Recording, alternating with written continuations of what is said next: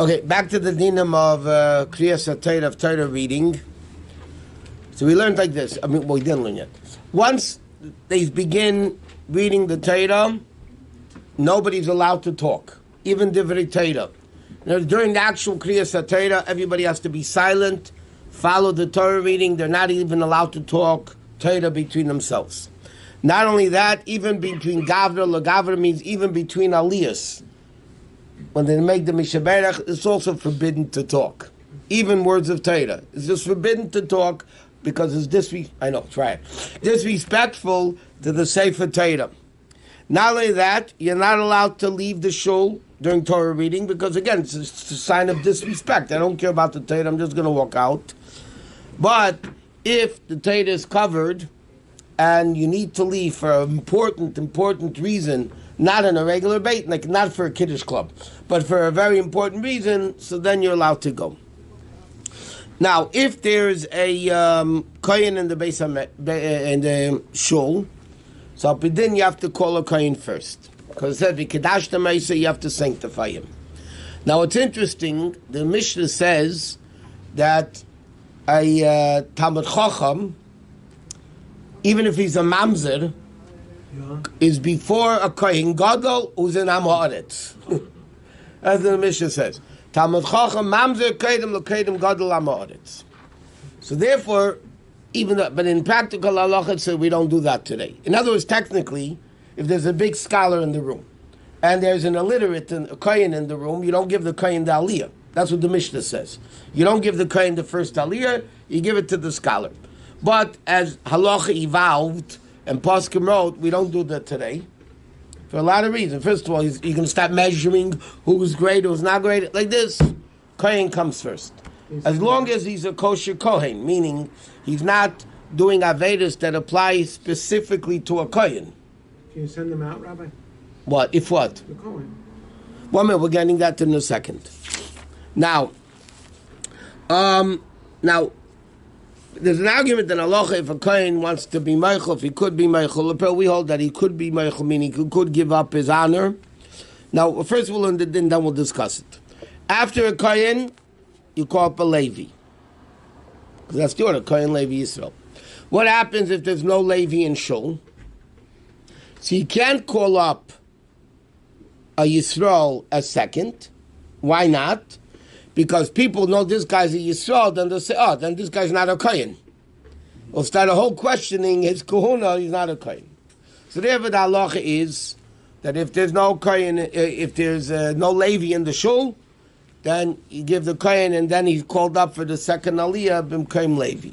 So you give the kohen 2 aliyahs. Even though many poskim hold you shouldn't give the kohen 2 aliyahs in a row because then he's making 4 brachas. Some poskim say Rosh Chodesh you shouldn't do it. The minig is that if there's no Levi in the shul, then you give it to the kohen, the second aliyah. What if you have 2 kohanim? We need to give it to a different kohen? No. Because if you give it to a different kohen, they're going to question the first kohen's identity. That we'll see what happens. You call up a kohen, he's not there, or he's in the middle of davening. We'll get to those dinim in a second. Okay, so Lepeil. Now, what happens if there's no kohen? What happens if there's no kohen in the shul? So as Gemara says, back up in this Parka Chavila, the order is broken. But in other places, including the Alter Rebbe Shulchan Aruch brings down in Hilchot Birchas Hamazon, that if there's no kohen in the shul and you give a Levi, B'adichin Yomim you live long. That's what the Alter Rebbe says. Even though Al Pidin, you don't need to give a Levi first. If there's no kohen, Al Pidin you can call a Yisrael first, and therefore, if there's chiyuvim or whatever it is. What? What happens if there are 2 kohanim and one was called up? But one of the other kohanim really wanted the aliyah. But the bottom line is, the first kohen was really called up. Are you allowed to? Is the guy? What happened to the first guy? The first guy, he was called up, but the second guy wanted to have it for whatever reason. Can he push himself into it and then? Yeah, but you can push him out too. You can push him out, right? Push him in, push him out. I mean, you can't do that. You call up a guy. But it's interesting. By the way, it says in halacha, You're not allowed to refuse. If they honor you for an aliyah, they call you up, so then you're not allowed to deny it because it's disrespectful. So you're not allowed to do it. Therefore, some people had a minig, and brought down in halacha. Some people have a minig. They didn't call up the people by name. Even by the Yekis, there was a time. I mean, I never saw it, but I heard that by a lot of the German, the Yekid Jews, they before Kriyas HaTorah, they would give out. They had the plackets, Kari and Levi Yisrael. I mean, Shlishi, Revi, Chamishi. Before Aliyahs, they would give out whoever getting the Aliyahs, and they would just say Yamed Shlishi, Yamed Revi, Yamed Chamishi. They wouldn't even call them up by name. What was the gaining of that? That in case a guy refuses, then it's not a big problem of refusing because you never really called them up.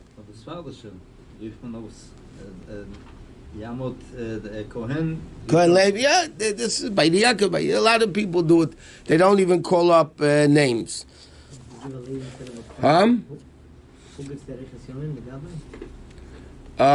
the Gabi, whoever does it. Okay, then there's another shaila. What about giving Levi the second aliyah in that case? After you give a Levi the first aliyah? No. If you give a Levi the first aliyah, you must give a Yisrael the second aliyah. You can't give two Levis in a row. Again, for the same reason, they'll say the first guy wasn't a Levi, the Levi.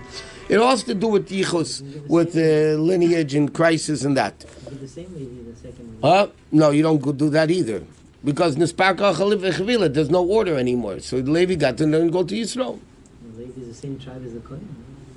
Yeah, but he doesn't have the same Kedusha as a Kohen. Not yet. Lost Lavi Arizal, right. So all the Levium are going to become Kohenim. What? When you have a simcha and you have like two Levium in the family, you can give a second Levi towards the end, no? Okay, so now you have a whole issue in halacha, what's called Ir Shekula Koyanim, Ir Shekula Levium.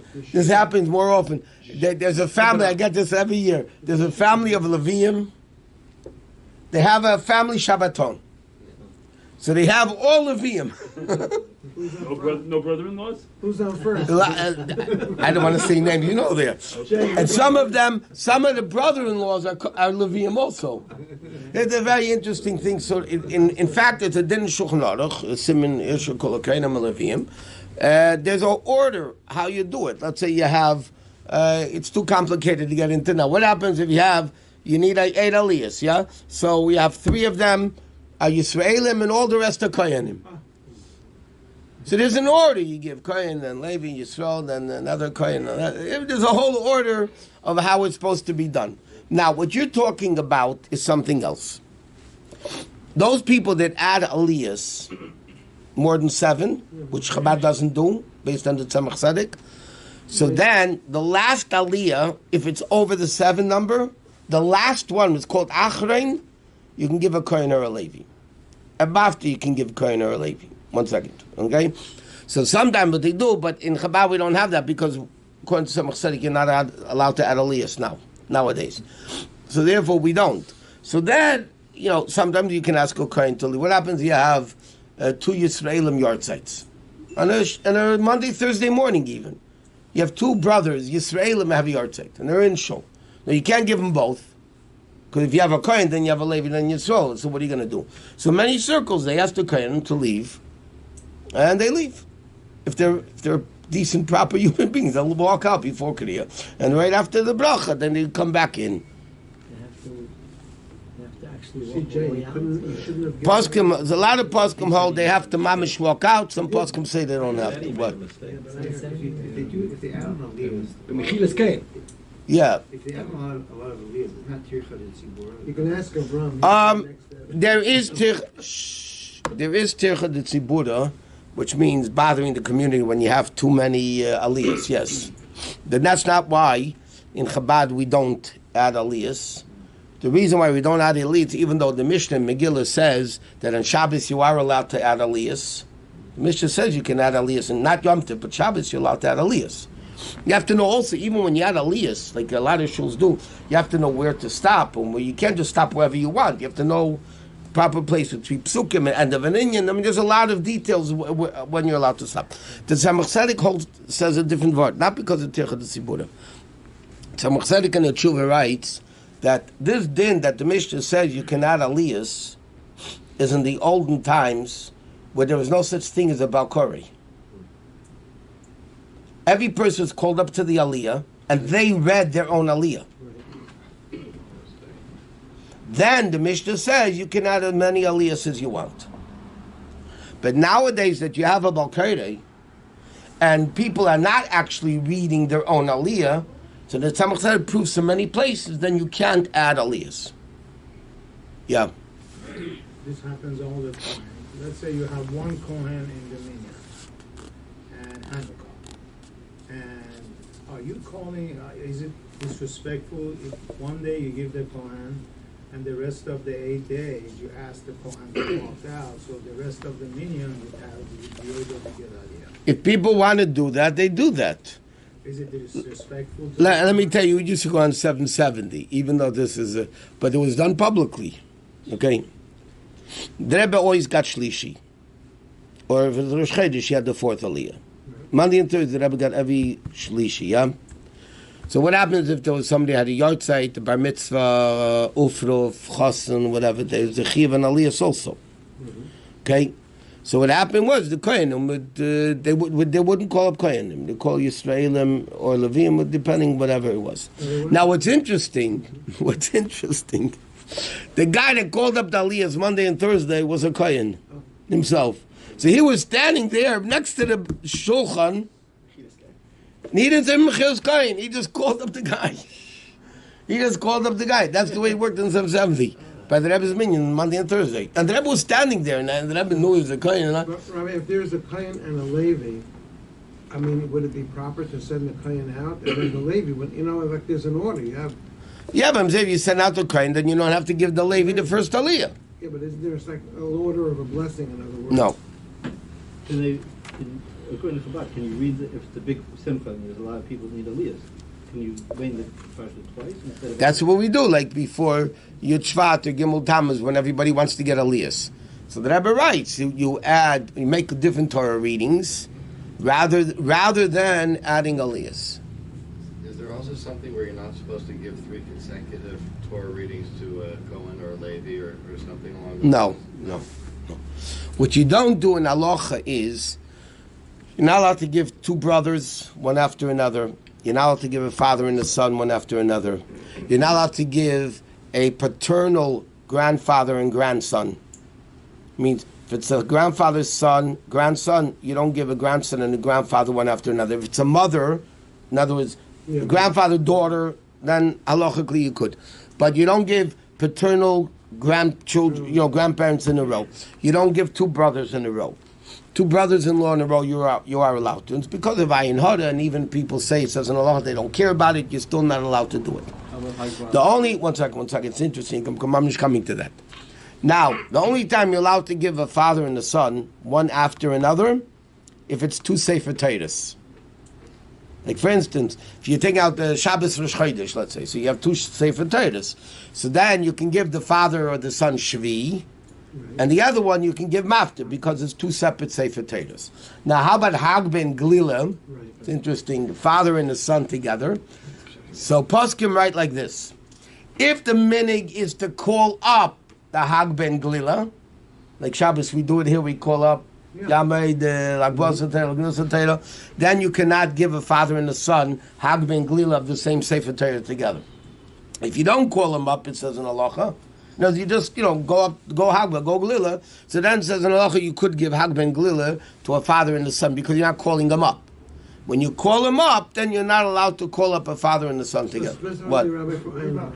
Yeah. If there's a family simcha and there's 2 brothers or a brother and a father, you can't do that? Nope, can't give them 2 in a row. Skip one.